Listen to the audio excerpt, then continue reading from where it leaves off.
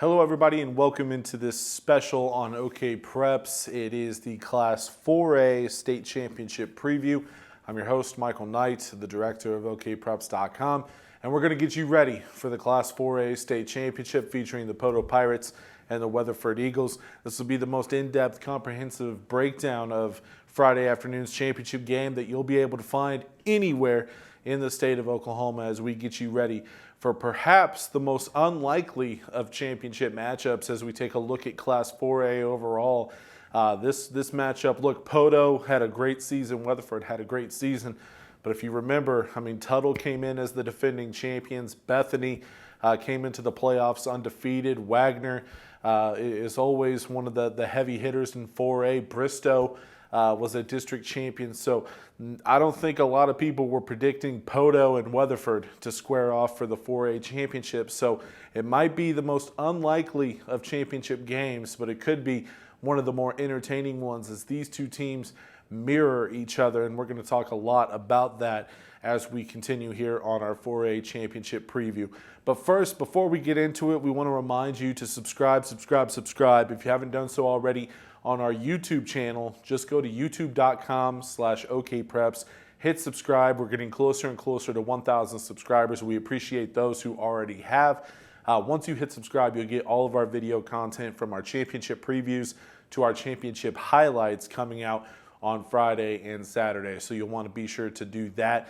You'll be able to check out those videos even before they hit OKPreps.com. Also, for the podcast fans out there, for those listening, we appreciate that. For those watching, if you are more of a podcast person and you just want to listen to the championship preview or our championship recaps coming up this weekend, you can do so as well. Just search OKPreps on iTunes or Apple Podcasts and hit subscribe when you find the OKPreps podcast page, and you'll get all of the championship previews. You'll get all of our championship recaps coming up this weekend as well. And as always, be sure to follow us on social media. Like us on Facebook and follow us on Twitter at OKPrepsTV. And as always, you can visit OKPreps.com for all the latest in high school sports across the state of Oklahoma.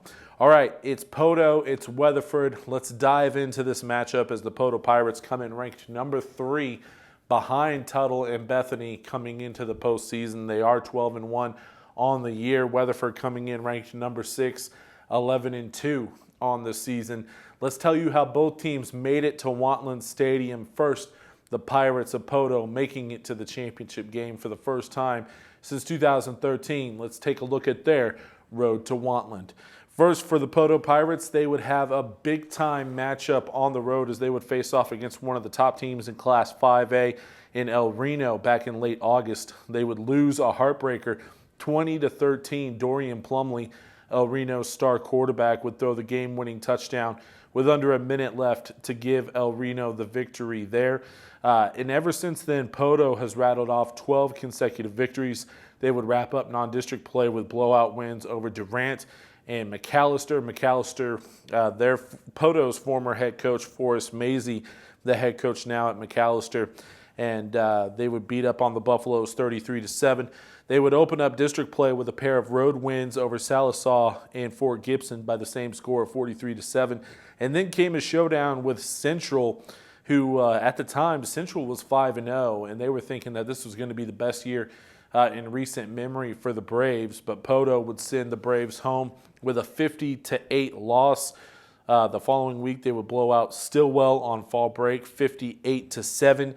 And then came the showdown with Broken Bow. These two teams have been kind of the cream of the crop in that district the last few years, and they had a showdown on the 25th of October.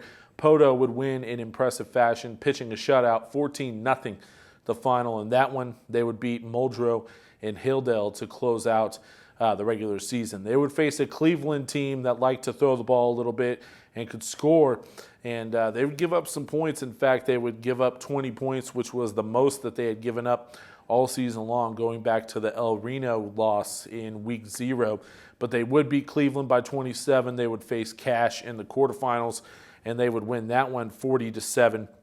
And then they would get Wagner in the semifinals after Wagner would upset #1 Bethany in the quarters, and Poteau would win a very low-scoring, weather-impacted game. They would win that one 7-3 to punch their ticket to the state championship game. It's the 4th time Poteau's playing for the gold ball. As I mentioned before, it's the first time since they played for it all in 2013.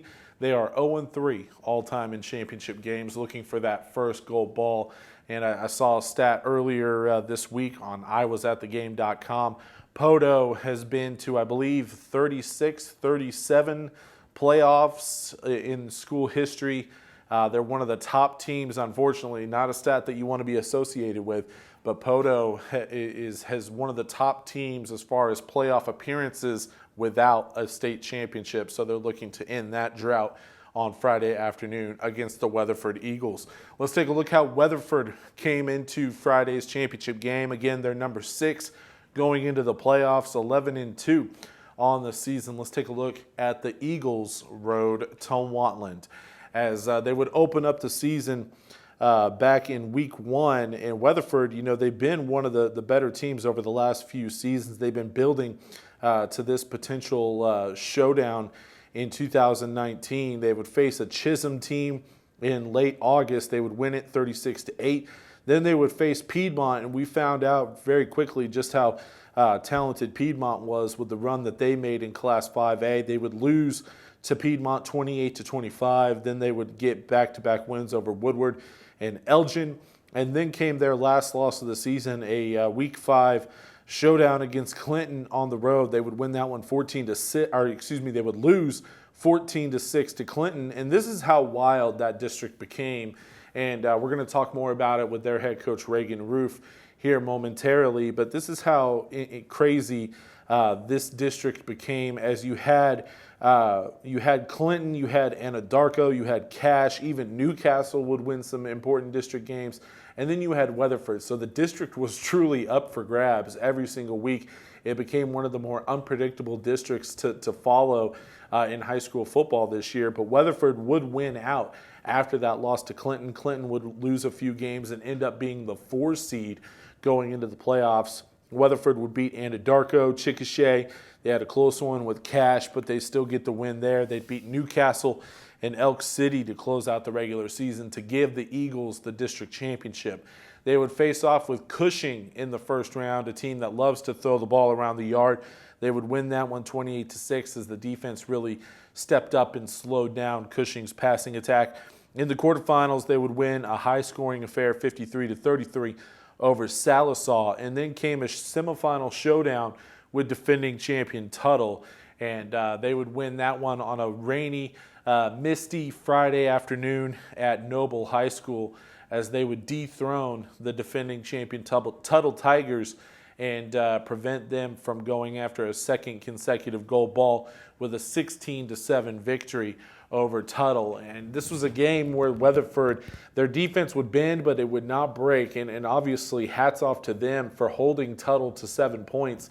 They did give up 180 yards rushing to Tuttle's star running back Tristan Truelove, but to only give up 7 points on the scoreboard, that's how you win football games. That's how you continue to advance in the playoffs. So a big-time win for Weatherford there to punch their ticket to the state championship. Their first time playing for a gold ball since 2002. It's the 6th time overall that they'll be playing for a state championship. They're 3-2 all-time in state championship games, all 3 championships coming back in the 1990s. I believe they won in 91 and 92, and then again in 1999. They also have another runner-up finish somewhere there in the 90s, as well as Weatherford, one of the top teams and programs in the 90s, and they're looking like they're going back to that. As you take a look at that roster from top to bottom, and there's not a whole lot of seniors on that roster. A lot of the guys that have made big impacts for the Eagles this season, they'll be back next year, and we'll talk about some of those players to watch coming up here momentarily. But before we get to our coaches' conversations with Weatherford head coach Reagan Roof, as well as Poteau head coach Greg Werner, let's take a look at 3 storylines to follow, whether they're matchups or whatever it may be. 3 things that will have an impact on the decision or the outcome of Friday afternoon's Class 4A state championship game. And the first one is kind of a hint to the fans out there that might be watching or listening and getting ready for this championship game.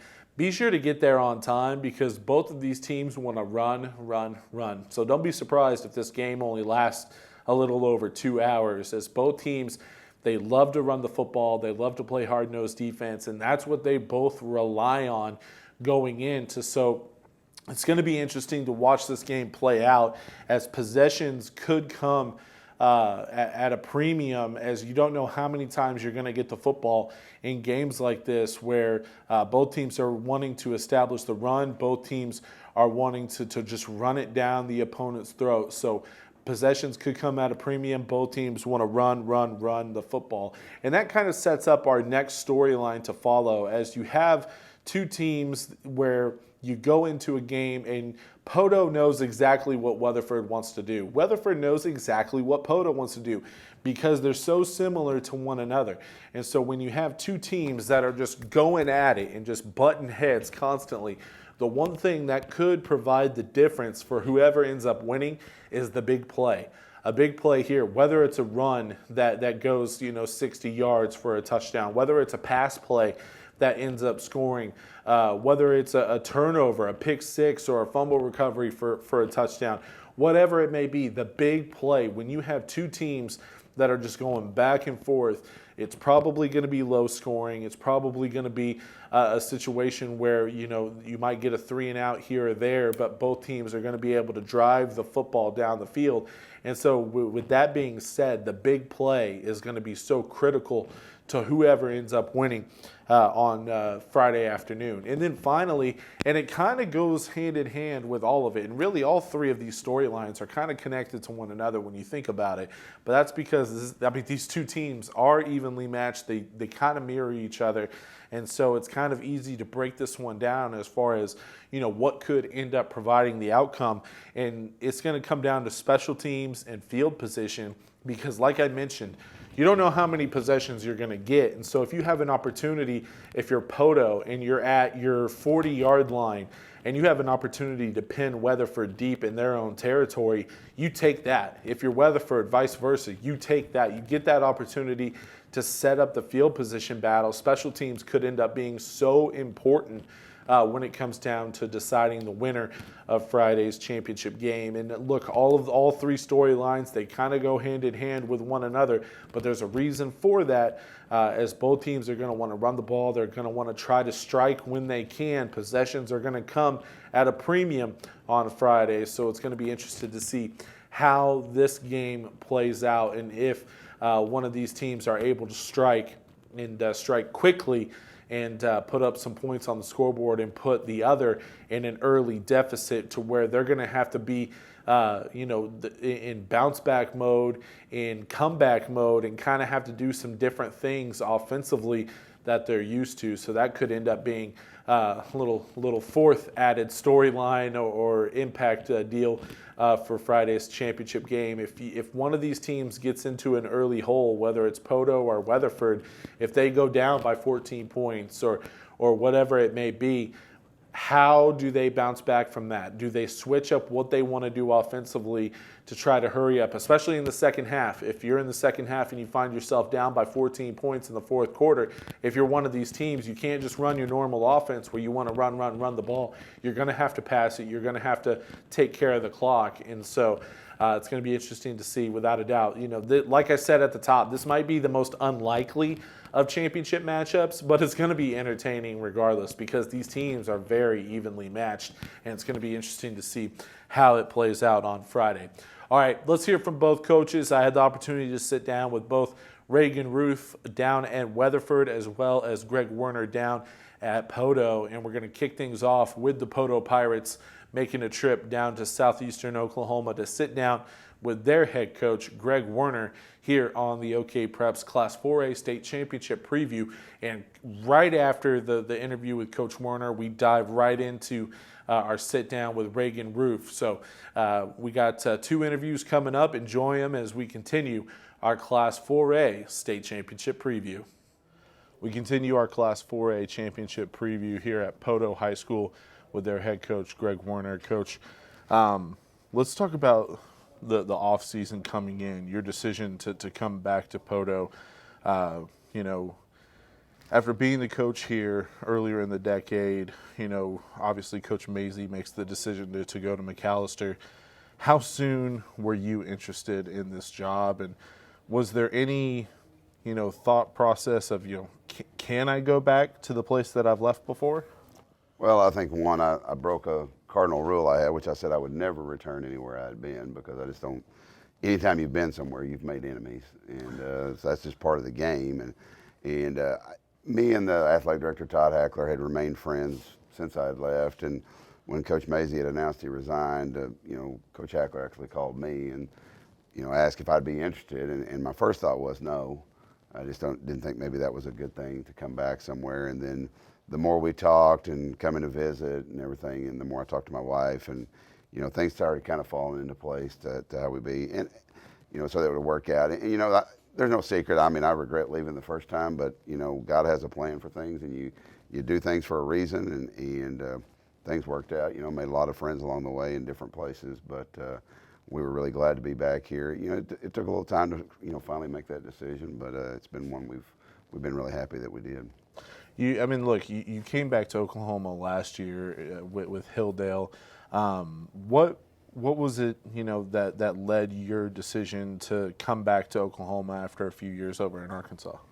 Well, and I'm from Arkansas originally, and so there's no disrespect to Arkansas at all. It's a great state and a lot of great football coaches over there. But I'd spent 25 years in Oklahoma, and all my friends were in Oklahoma, and all my coaching buddies are in Oklahoma, and I kind of become an Okie, and I love the state of Oklahoma, and I loved the coaches here, and for a better word, I missed it. I missed being in Oklahoma really bad. I missed being around the guys that I had grown up in coaching around, and kind of made that decision my last 2 years at Van Buren. As I looked down the road, I just said, hey, that's where I want to be. And so we began looking at the opportunities to come back into Oklahoma, and had several, and Hilldale opened up, and that was a great experience for me. But I don't think there was much doubt that my wife and I both wanted to get back to Oklahoma, and this is kind of where we belong, and it's where we're going to stay. We'll retire in Oklahoma, and just that's who we are. You mentioned the decision to come back here, and you talked about how, that decision at first was a tough one. How has this community school received you? Because they're crazy about football here. There's no doubt about that. How have they received you this year? Oh, it's been an awesome experience. I think number one was kids, and anytime kids are going to be asked to bring in a new coach, especially a senior class is going to be asked to bring in a new coach, it's going to be tough. And number one, the coaches welcomed me back and have been just more than awesome. The kids accepted me and kind of fell in line to what I wanted to do, and I've always said my way is not the there's no saying whose way is right and whose way is wrong. It's all, we all do things differently, and there's a different way to skin a cat. So my way might be a little differently, but the kids accepted me, and then in turn the community's been very supportive of my wife and I, and been behind us all the way, and have truly not heard anything but good things. Now coming into this season, this team had a very successful year last year, 2018. You can make an argument that semifinal between them and Tuttle was kind of a de facto title game. I thought those were the two best teams in 4A a year ago. They had some guys coming back. What were your expectations for this group back in August as the season was beginning? I think, we always have big, high expectations, especially if you're coaching Poteau, Oklahoma. We have high expectations for our football team, and I feel like football is very important to our kids, and so we expected big things. But I think as a coach, I try not to, as coach speak goes, I didn't really look too far ahead. I just said, let's see what we've got. And as the season began to roll a little bit, we kind of hit a stumbling block there early against El Reno. And but after that, we kind of got our feet under us, and we began to talk as coaches that, we've got something special here, and I think we had a lot of pieces to the puzzle.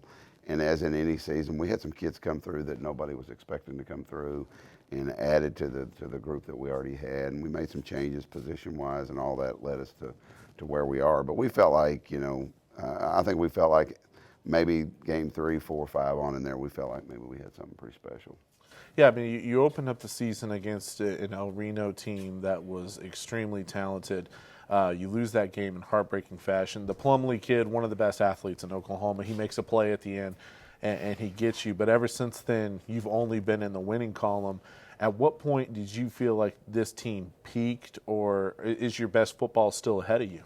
Well, we've kind of lived and died by that this year in the locker room. Is we're still climbing, we're still getting better, and we feel like we're, I hopefully I don't think we've seen our best football yet, but I think we've continued to get better in just maybe different ways along the way. But I don't think I think the cool thing about this football team is I don't think we've ever played really bad. I think our team, against Wagner in the first half, offensively we didn't play very well, but Wagner caused a lot of that. But I just see this team, we just kind of continue to get better, and we continue to get better, and that's kind of been kind of why we are where we are, is we've just kept getting better.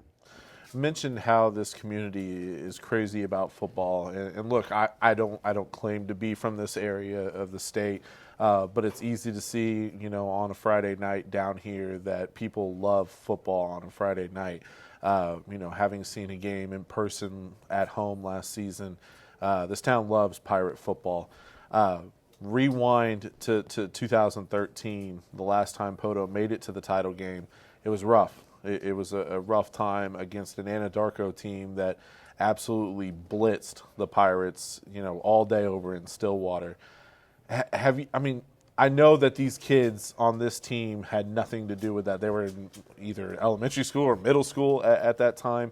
But at the same time, this community, I'm sure, hasn't forgotten about that game and, trying to erase the memory of 2013. Have you, thought about that at all as you prepare for the game this week? Not really. I think I think, you're looking at two really different type teams and type groups of kids. 2013 was a very special group of kids, and and I don't know if I've ever coached a team like the team in 13, as far as we bled everything out of them you could get. I mean, it was a team that maybe wasn't as talented as a lot of other teams, but they got everything they could out of them. And I think 2013 and this year are much different. I don't think anybody that had a pulse expected us to go to the state finals in 2013, and we pull off a huge upset in the semifinals to beat Douglas. And one of those games where you play them 10 times, we lose 9, but that one time we beat them, it was at the right time. And so nobody in the world expected us to be in the finals, and we were a good football team with the best player in the state, and Jace Pitchford, and so we were a really good team. I think in 2019, I think a lot of people expected us to be really good. Now, did they expect us to go to the finals? I don't know, but I think a lot of people expected us to have a really good football team. And I think the thing that in 2013, we went to state finals, and our community embraced us. We got beat in the finals. But man, it was nothing but positive, and our community loved those kids and loved what we did in 13, and they're just excited to be back. And even after the game the other night at Wagner, there was a bunch of kids off that 13 team that were at the game, and I got to see those kids, and they're excited for us. But I don't think I'm the type of guy that says when you go to the finals, it's pretty special, and it's a positive experience, and we always look at it that way. Going into this matchup, you get a Weatherford team, and when I look at offense, defense, the two teams themselves, they really kind of remind me of each other as far as the styles, the play. I've talked about it before, how if you're a fan of old school football, so to speak, this is the game for you. Two teams that want to run the football, two teams that rely on their defense. When you look at Weatherford in this matchup, what sticks out to you? I just think they're, it's as coaches, both teams have some great players, and I mean some really good high school football players, and they of course have a Division I player in the Downs kid, and he's very special. But what I look at as I scout somebody is where are they not very good, and that's what the problem is when you look at Weatherford. They're just good everywhere, and there's not a weak link on defense or offense, and so those are the things that worry you a little bit, because usually you find that kid you want to attack or that area, and they just don't have that area. they're really solid all the way around, and I think they've built a really, really good football team, and everybody wants to talk about the Downs kid, and he's very special, and there's a reason he's committed to OU. But man, there's a lot of good football players on that team, and that make them pretty special. And you know, we are who we are, and we always say in Poteau, the reason we've been successful is in Poteau, Oklahoma, it's still cool to play defense, and that's what our kids want to play defense, and our kids in the 7th grade want to play defense. They want to be on, you know, they want to be a part of our defense, and that's what we build our program on: great defense and run the football. And if you go to Poteau right now in the hallway and you ask one kid, how do you win football games, they'll all say the same thing: play great defense and run the football. And that's what we do, and we don't apologize for it. And I think Weatherford's kind of the same way: play great defense, run the football, and you can win. And so people better get there on time, because it may not last very long, because there's, you know, it may be a short ball game, because we don't put it up much and they don't, so it may be a quick ball game. That's a good point. That's a very good point. 1 o'clock kick on a Friday afternoon. Talk about that a little bit. How, I mean, look, I know from I have about a decade experience of talking to coaches, you know, at the high school level, and one thing that's consistent every single year is you guys are like, you love clockwork. You're very schedule oriented, and playing a championship game at 1 o'clock in the afternoon on a Friday completely throws everything off from the normal preparation. How do you guys adjust for that? I mean, obviously, both teams have to deal with it. Yeah. How do you adjust for that? Well, I don't think, I think the first thing you do is you don't make a big deal about it. I think you just, I mean, it is what it is. But I tell everybody I'm glad we're playing at 1, because we get to go play, and I don't have to sit around and be worried and throw up and be upset and nervous and not sleep, and I at least maybe can relax a little bit. But, you know, we're kind of like that. But I think you just adjust all your time schedules to fit that 1 o'clock start. And then you just start getting it in your kids' minds early. And we did start on Sunday. You know, when we came in for practice on Sunday, we just started talking about the time schedule that we're on and what we have to do. And you know, our kids got an itinerary for the game on Sunday, and they know exactly how we're going to handle it. So, again, it comes back to just getting back in a routine. And so our practices all look the same this week as they have for 13 weeks. The only thing different is we are going to practice earlier on Thursday to kind of get us in line with game time. Thursday. So I think maybe the most important thing is don't make a big deal about it. It is what it is, and we're just going to have to go play. So, yeah. A guy who we talked about, you know, a few weeks ago during our playoff preview was Easton Francis, and he's been so special for this team, for this program the last several years. But there's been other guys on this team around it. Just talk about what Easton has brought to the table, you know, this season. And then, you know, some of the other guys that have stepped up in a big way for you guys this year. Well, you know, I jokingly said yesterday, everybody says Easton's been playing high school football at Poteau for about 9 years. That's true. I mean, yeah. he's been around a while, and everybody keeps saying he's still playing, and so he's been around a while. But you know, I tell everybody, you know, if you look at Easton's stats this year, you're just not going to be very impressed. But I'm more impressed, because I think a young man sacrificed himself for the team this year, because you talk about a kid that has rushed for almost 3,000 yards coming into this year and was asked to go play quarterback. And after game 1 against El Reno, we knew then we had to do something, and we had to put a kid at quarterback that could give us a chance of throwing the ball a little bit. And so Easton was asked to do that. He accepted it willingly. He never once complained about it. And he accepted it knowing that his stats were going to go way down, because he wasn't going to carry the ball as much. And man, what a tremendous, what a tremendous, of his character, because he stepped in and said, what does the team need? And the team needs him to play quarterback, and he's done it. And man, I can't say enough about Easton and what he's done for our football team. We're a lot better football team because of him and what he does for us at quarterback. And because of that, Mason Brashears has stepped in at running back. And I tell everybody, I think Mason's the best running back in the state. I think he's a special kid, and he proved it the other night against Wagner, and how he ran. But he's doing a great job and kind of filling that role. But again, Easton has been that guy for us offensively. He gives a spark, because we're going to run the football, and everybody knows that. But Easton's been able to hit a lot of deep balls for us that has kind of evened us out. All right, so final question here. As you prepare for Weatherford, you prepare for this championship game, you know what they're going to do. They're going to want to run the football. They're going to want to play defense. They know what you want to do. As you mentioned, you're going to run the football. You're going to play defense. What's going to be the X factor in your mind? What's going to give you guys the edge going into Friday afternoon? Oh, there's a million things you could say. You could say turnovers. You got to win the turnover battle. And this time of year, you got to be good in the kicking game and be solid and play that field position battle and go back and forth a little bit. And, I think for us, it's about, we need to have a chance maybe get a big play here or there, and we've got to limit their opportunities for a big play. And we can't give up that score in one play, and that's what just kills you. You got to make them keep snapping the football. But, I think it's going to come down to just little things, maybe us, stealing a possession here or there or something like that. I think that's going to be huge. But I think they're an awfully good football team, and there's a reason they're playing in the state finals because, man, they're pretty special. But hopefully it'll be a good matchup. I think it'll be one people enjoy watching.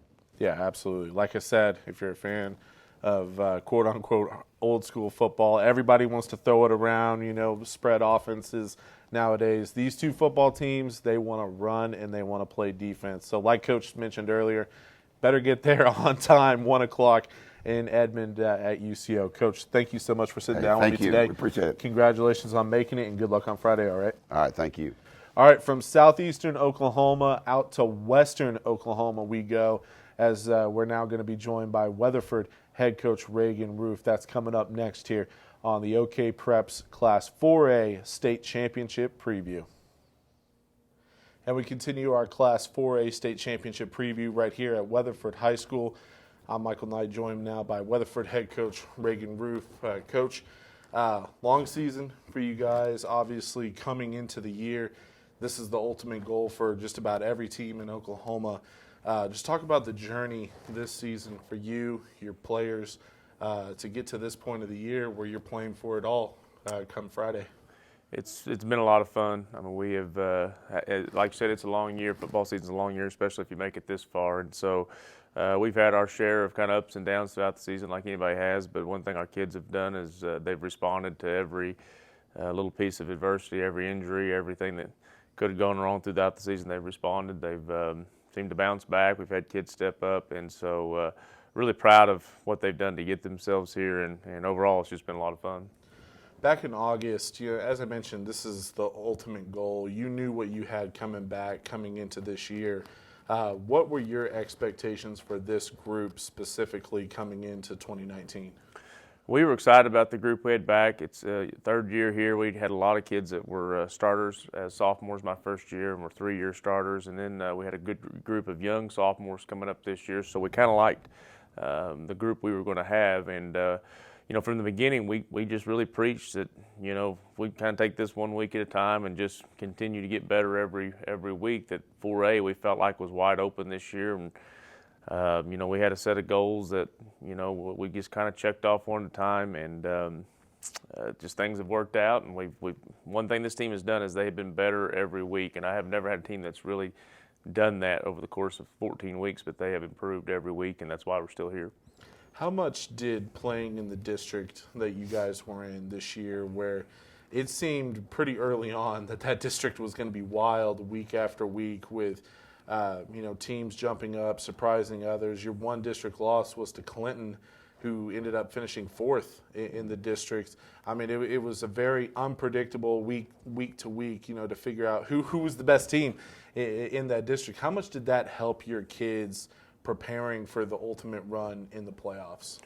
Well, everybody feels like they're playing in a tough district, and in 4A there are a lot of tough districts. But we felt one thing that ours maybe differed from some of the other districts is there wasn't an off week. I mean, every week there was somebody that could beat you, and so if you let up at all, you were going to get beat. And didn't feel like we played real well against Clinton. They beat us, and then kind of the message was then is, we still have a chance to win the district.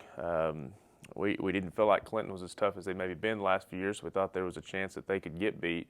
And ours was if we just got to keep winning. And our kids were able to do that week after week. We just kept winning, and then it works out. Clinton gets beat, and we took care of our part of it and ended up winning the district, getting a great playoff route, and just testament to our kids that just to keep winning and to keep playing hard and keep getting better every week. You mentioned earlier how Class 4A this year, seemed pretty wide open, and that's typically what we see in 4A football year after year. I mean, back in August, I know a lot of the talk was around Bethany and Tuttle, and rightfully so. Those were the two teams in the title game a year ago. But you mentioned the road that you guys had in the playoffs specifically. How much did that help, finishing first in the district, and you didn't have to worry about some of those heavy hitters until the semifinals, really? Well, I mean, obviously, that's one of the big things about winning your district, but the other thing is the home field advantage is huge in high school football, I feel, especially when you've got teams from the east that have to travel, all the way over here across the state to play us. And so I thought it was a combination of, just kind of the draw, but also the two home field games, not having to travel, makes a big difference. And then, you get to the playoffs, especially into that second round, there's really not any bad teams left. So, but there are perennial powers that we're avoiding, and so the route that's why it's so huge to win your district, and that's one of our early goals, and just because we know it sets you up for a playoff run. Now, we're sitting here in the film room here in the Weatherford Fieldhouse. There's a lot of plaques up on the wall. There's some banners hanging up. Weatherford, obviously, rich tradition when it comes to football and all athletics in general. How has the town, received this year's team, this run to a championship? I got to assume that, everybody is very excited and just counting down the hours at this point to Friday afternoon when you guys are playing for a gold ball. I hope they're all excited. I know we are here as the program and as the team and coaches, players are excited. The crowd was great at the game last Friday. It's a very sports-oriented community. I know they're going to be excited about what's going on this week. Probably a lot of people are surprised that we're here, so I think that actually adds probably a little more to the excitement, that it may be a little unexpected that we got to this point. And so I think it's going to be a fun week. I'm proud of our kids. I think they realize that they're playing not only for themselves but for our community and our school, and how big a football state championship is for your school and community. And I think it's going to be fun this week. It's been a couple of years since Weatherford's been in this position, competing for a state championship. You could look back at the 90s and the run that this program had here, where it was basically every other year you were either winning a gold ball or bringing home a silver one, at least making it to the title game. Have you thought about, that portion of it, being able to add your name to that legacy here at Weatherford in your team's opportunity to add their names to the legacy here, where, the 90s, basically Weatherford was one of the better teams of the 90s in Oklahoma. And as we close out this decade, it seems like we're right back where it started back in the 90s. Absolutely. It's big for our kids. That's one of the things that we kind of preach to them is, they won a state championship in 91, 92. They won it in 99 again, I believe. And a lot of those guys are still around town. And when you see them around town, you know who they are just because they were on that state championship team, and how big that is to the community, especially out here in western Oklahoma. So, that's part of it, and it's something that bonds you for life if you're part of this team. We just had the 10-year reunion for the 99 team during our season this year, and all those guys got to come back, and it was really neat for me and our kids to see that, and how big of a deal it really is. And so, absolutely, I think those kids are excited about getting their name and their pictures on the wall here as the next state championship team, and we know that we're going to have a hard-fought game this Friday, and hopefully we can play well enough to come out on top. One of those players that wants to have his name up here for forever in Weatherford is without a doubt one of the top juniors in the state, Ethan Downs. He's been on the radar since he was a freshman, and he's had to deal with a brighter spotlight than a lot of kids his age have had to deal with, just simply because of the recruiting aspect and being considered one of the top players in the country, not just in Oklahoma but around the nation. How has he dealt with it, and how have you seen his game evolve over the last couple of years? Obviously, he's getting a little better every year, which is scary because even as a freshman, he was really good, and he's continuing to get better physically, but just mentally and emotionally growing up from, he's a young freshman too. He's still a young junior, but come a long way, and just so proud of how he has dealt with the spotlight. Like you said, he has been put in a position that a kid that didn't have his mind frame may have more trouble dealing with all the stardom and stuff at such young. But he is one of our hardest workers, one of our best leaders. Most humble kid I've ever been around to be in his position, and so just really proud of the way he's handled it from the get-go, and is really really a big part of why we're here. Anytime you have a player like that, it also sets you up for other players to step in, because when you're preparing for Weatherford, if you're an opponent, the first thing you do is figure out where number 40 is, and that has opened up some things for some other players, both offensively and defensively, to make plays. Who have been some of those other guys for your ball club that have been able to step up this year and make plays? Well, I think you're hitting on a great point. I mean, I think Ethan gets, all the publicity, and everybody says, well, Weatherford, they got that Ethan Downs kid, but a lot of people miss that, we couldn't get here with just Ethan, and we've got a lot of other really good players, and they really have had some great years for us, and Ethan gets a lot of the attention, but we've got some guys that have quietly had some tremendous years for us, and just proud to see, because the way Ethan is and the way he handles himself, we don't deal with any jealousy or anything like that. We've done a good job as staying together as a team throughout this whole thing, and I said we got a bunch of good players. Ethan just happens to be the one out in front of that, but I'm just as proud of the other ones as I am him. Now let's talk about the title game. We got to talk about Poteau before we get out of here. That's a football team that very similar to Weatherford, has a rich tradition. A lot of pride goes into that football program. They had a really good year last year, made it to the semifinals, fell short to Tuttle. Now they're back. They're in a championship game. Greg Werner in his first year as Poteau head coach, but obviously very familiar there, longtime coach before leaving for Arkansas for several years. When you look at them on film, what's the first thing that jumps out to you about this matchup? They're a lot like us. They play so hard. They're very sound and very disciplined in what they're doing, both sides of the ball. They don't make a lot of mistakes. You can tell they're well coached. You can tell they're well disciplined. But they're just a hard-nosed football team. They play extremely hard. And I think that if you look at the two teams, there's some similarities in the way that we play, and that's why neither one of us are probably the most talented two teams in the state, but we've just been able to play hard together and play smart, and been able to keep winning and get here. And so they're scary. I mean, they're by far the best team we've played all year, which if you get to this point, that's probably how it should be. So, it's a great matchup on paper. It's a great matchup player for player, and it's going to be fun to see what happens, Roddy. You mentioned they're the best team that you've seen, and you're coming off a win in the semifinals over the defending champions. How much confidence does that give your guys heading into this title game, knowing that you just knocked off the champs, and especially in a game where, arguably their best player, Tristan Truelove, still had a really good football game. I think he ran for about 180 yards, and yet you were able to keep him out of the end zone. You were able to really control the game. How much confidence does that give your guys going into this matchup with Poteau?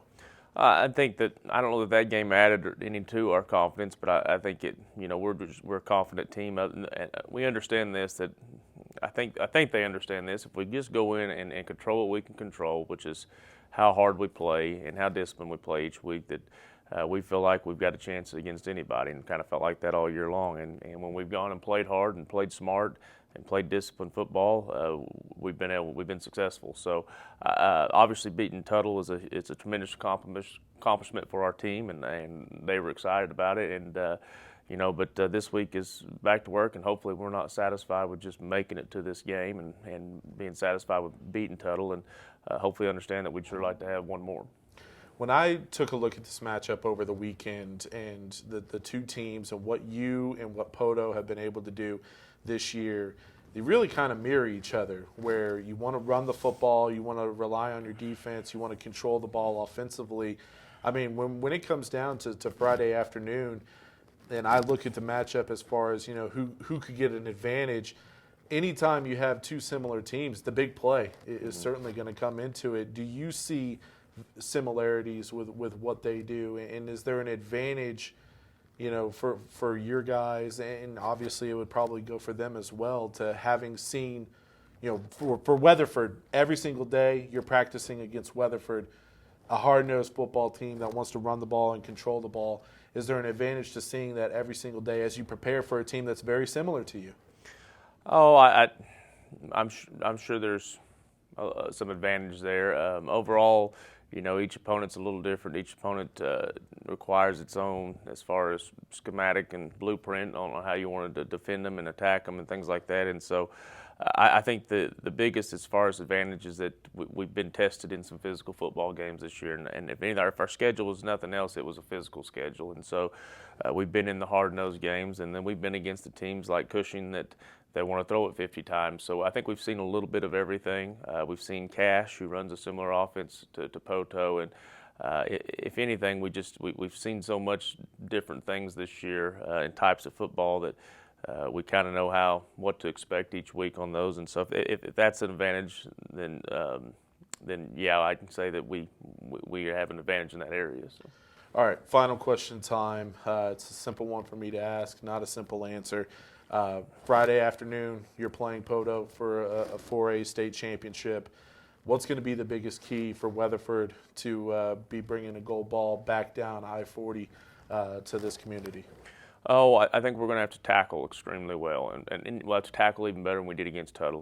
One of the things that sticks out about Poteau is the running backs. They run so hard, and the first guy rarely brings them down. They break a lot of tackles, make a lot of people miss. So defensively, we're going to have to get lined up to what they do, but then we're just going to have to tackle extremely well. And then offensively, we can't have turnovers and penalties. We're going to have to play clean offensively, try to keep the ball out of their hands. They're so explosive offensively from what they do, and we just got to play hard again. And one of the things that we've been good at is playing the next play. If a team gets a big play on us or something, and you think we're dead in the water, we keep fighting back. So we just got to keep doing those things. Got to fight and play hard, and got to tackle well. And any game comes down to who can block and tackle the best. And so no matter what offense or defense you're running, the team that blocks and tackles the best Friday's the team's going to win. Coach, congratulations on getting here, and good luck Friday afternoon. It's going to be a great look. If you're a fan of the old school football, hard nose, running between the tackles, getting out and hitting somebody in the mouth, this is the game for you without a doubt between Poteau and Weatherford. Coach, as I said, congratulations on getting here, and good luck on Friday, all right? Thank you. He's Reagan Roof. I'm Michael Knight. Coming up next, we're going to take a look at some of the players to watch in the matchup. We mentioned Ethan Downs of Weatherford. They also have some other players to watch coming into Friday as well. We'll also break down some of the players to watch for Poteau in Friday's championship game, as this is our Class 4A state championship preview here on OKPreps. All right, my thanks to both Greg Werner at Poteau as well as Reagan Roof at Weatherford for taking some time this week. Obviously a very busy week, somewhat of a short week, as we do have a 1 o'clock kickoff on Friday afternoon for this week's state championship game. My thanks to both of them for taking some time this week to sit down with me as we continue our Class 4A state championship preview here on OKPreps. It's time now to take a look at players to watch. 2 players on each team to be sure to be on the lookout for on Friday. And we start with the Poteau Pirates, and arguably their best player, and the guy who's been their best player for a few years now. We talked about him with Coach Werner during that interview. It's Easton Francis for Poteau, as he's done a little bit of everything for the Pirates over the last several years. And Coach Werner made the joke that it feels like he's been there forever, and I agree with him, as he's made an impact at such an early age and showed why he's one of the better athletes to come through Poteau in recent memory. And you heard Coach Werner talk about Easton and his ability to move around to different positions, and he's had to play quarterback this year for the Pirates, and he's still an impact player at that position. He's able to still run the football. And one thing that is certainly promising about Francis as far as being an impact player in this game, Watch out for his ability in the special teams department to make an impact in this game, because we talked about earlier how much special teams and field position may come into play. Easton Francis might be one of, if not the best punter in the state of Oklahoma, certainly in Class 4A. That's one of the underrated qualities about him as a player. He's a fantastic punter. And so when it comes down to field position, special teams, and things like that, Easton Francis might have an impact in that area of the game as well. Another player for Poteau to watch out for, especially on the defensive side of the ball, and I apologize if I mess up this name. You probably already know where I'm going. Veka Tuifua, the big defensive lineman for Poteau, transferred down from, I believe, Alaska is where he played the first couple of years of his high school ball. And he has the opportunity to have a big game on Friday. As Weatherford, I mentioned it, they want to run the football. Tuifua has, I believe, over 20 tackles for loss this year, close to 30. He leads the Poteau defense in tackles for loss. So he's going to want to get a big push up front on the line of scrimmage. And if he has an impact kind of slowing down Weatherford's offense, we talked about how possessions were going to come at a premium. And if he's able to get, on first down, a 3-yard loss and set up 2nd and 13, that's going to disrupt what Weatherford wants to do offensively. If you get a 3-and-out here, a 3-and-out there, that's going to pay dividends in the big picture for Poteau defensively, and it's going to set up their offense for success if you're able to do that. And Tuifua might have the ability. I mean, look, he's one of the more disruptive players in Class 4A football on the defensive side of the ball. And again, I apologize if I mess up that name, but he's certainly a disruptive player on the field, and it doesn't take very long to look at what he's been able to do this year to figure out just why he may have a big impact on Friday's game against Weatherford. On the other side of the ball for the Weatherford Eagles, without a doubt, one of the players to watch, we mentioned it with Coach Roof in that interview there, is their star player, Ethan Downs, who's already committed to the University of Oklahoma. One of the best players in the state when it comes to recruiting. He's arguably the top recruit in Oklahoma's 2021 class, just a junior. And he's really been an impact player since he was a freshman. And when you take a look at what he's done this year for Weatherford, whether it's lining up as a fullback or lining up as a tight end, he's had an impact in the running game, the receiving game. Defensively, he's an absolute monster who's nearly impossible for offensive linemen to block and stay in front of. He knows how to use his hands. He knows how to use his quickness to beat some of the bigger and slower offensive linemen that he's gone up against. So Ethan Downs has the ability. Look, when it comes down to it, on the field on Friday night or Friday afternoon, Ethan Downs will be the best football player on the field. I mean, just pure athleticism alone. This kid is the best football player on the field between the two teams. And going into a championship game, you would much rather be in the position where you have the best player on the field. And Weatherford certainly has that with Ethan Downs. Offensively, defensively, this kid can do just about anything he wants to on the football field. Another player to watch, we're going to the Weatherford offense specifically, and their quarterback, Jackson Rattery, as and again, apologies if I mispronounced that last name, but he has had a very underrated season as far as when you talk about some of the players who have made a big impact in Class 4A football. This kid certainly has. When you take a look at some of the numbers that he's put up, first of all, he's running and he's orchestrating this Weatherford offense. And they obviously want to run the football. They kind of, that's their bread and butter. But he's able to throw the ball too. He's very quietly put up over 1,800 yards passing. And now, look, we talked about the big play and where that could come in.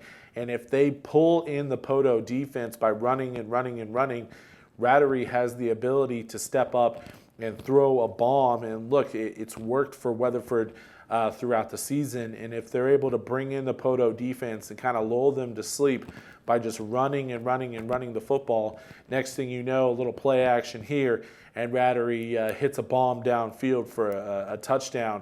and a big play here, a big play there could really set up Weatherford for a lot of success down the stretch in this Class 4A state championship game. There's 2 players to watch for either team. It's time to wrap up this edition of the championship previews, taking a look at Class 4A, and we can't get out of here without making a championship pick when it comes down to it. Like I've been talking about this entire time, these are 2 very evenly matched teams. I think that neither team is going to be able to pull away until maybe late in the 4th quarter, but when it comes down to it, I think that it's going to be a close game throughout. But I'm giving the edge to the Poteau Pirates. I think that they're going to be able to get the win. We have a final score of 28-20. Not a whole lot of points. I mean, it depends on who you are. It depends on who you are. If you're an old school defensive guy, you probably think that's way too many points. But I think that both offenses are going to be able to have success. I think that we might see some 3-and-outs here or there. We might see a turnover here or there. But I think that both offenses are going to be able to put a dent in the other team's defense. I think that Poteau, if they do end up giving up 20 points to Weatherford, that again ties for the most that they've given up this season. They just don't give up points very often. Obviously, they held Wagner to just 3 in the semifinals. So maybe it is more of a low-scoring game. Maybe I'm off here. But the one thing that I do think will happen is I think that Poteau will be raising a gold ball. I think it's going to be a close game throughout. I think it's going to be wildly entertaining, and I think that Weatherford might be the team of the future. Again, you see that roster. You see all those juniors and sophomores that are having a big impact. I think Weatherford might be the team of the future and might go into 2020 as the number 1 team in Class 4A and the team to beat. But as for now, I think that this is Poteau's championship in 2019. Poteau wins this one 28-20. That's our official prediction here in the Class 4A championship preview. Again, we appreciate you tuning in. I appreciate the coaches for joining us. Subscribe if you haven't done so already to our YouTube channel. Go to youtube.com/OKPreps. You'll get all of our championship previews as well as our championship highlights. You'll want to check that out throughout the weekend in Edmond. Also subscribe to our podcast network. Just search OKPreps on iTunes or Apple Podcasts. Hit subscribe there. You'll get all of our championship previews, the audio version, as well as our championship recap podcast. And then finally, be sure to check out OKPreps.com and like us on Facebook. Follow us on Twitter at OKPrepsTV. One final time, thank you for tuning in. It should be a great one at Wantland Stadium. 1 o'clock on Friday afternoon. 2 very good football teams. I'm looking forward to it. One final time, I'm your host, Michael Knight, and this has been the Class 4A State Championship Preview on OKPreps.